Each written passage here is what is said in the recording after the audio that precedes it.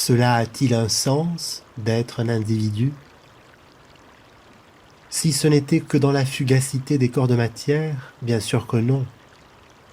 Chacune de nos actions deviendrait une folle tentative, et vouée à l'échec, de donner un sens à une existence qui n'en a apparemment pas, destinée à une destruction finale.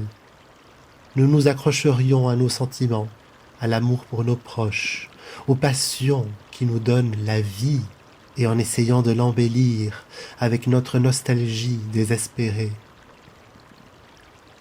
Dans un tel état, chaque petite impulsion créatrice, ainsi que chaque émotion qui nous fait nous sentir vivants pendant un moment, n'existerait que pour nous faire croire qu'à la fin tout sera perdu, se dissolvant dans la destruction.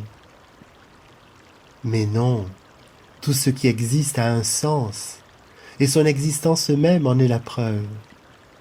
C'est en pouvant contempler l'infini, c'est dans une perspective d'éternité que l'individualité a de la valeur, qu'elle prend sens.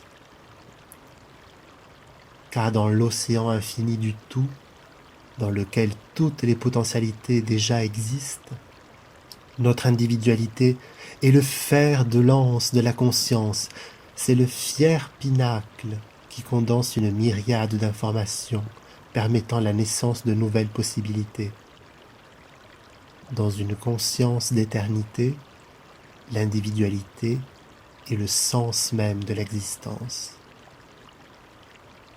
La croissance, la sublimation, l'ennoblissement de ce pinacle individuel est ce qui donne un sens à la vie et enrichit la création de nouvelles possibilités merveilleuses.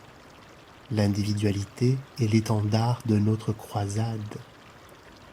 Au contraire, c'est dans la mort, dans la finitude, dans la peur de l'anéantissement qu'elle devient insignifiante. Dans la peur de la finitude, tout ce qui existe perd son sens à nos yeux, parce que nous craignons sa disparition et nous ne comprenons pas sa fonction dans l'ordre des choses. Et non, non, c'est dans l'éternité que l'individualité acquiert sa plus grande puissance. Sortez de la nuit obscure de l'âme, car tout existe et l'absence n'occupe aucune place dans la création, car elle n'est qu'un concept dans notre esprit.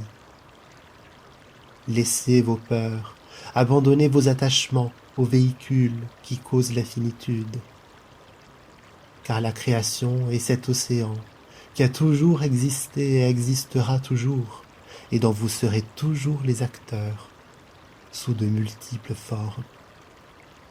Le tout ne pourrait exister sans vous, sans votre œil qui l'observe, qui l'aime et qui l'exhorte à se multiplier. L'apogée de nos individualités le constitue et l'augmente d'une infinité de formes nouvelles. C'est la voie de l'infinie multiplication qui se déploie d'éternité en éternité.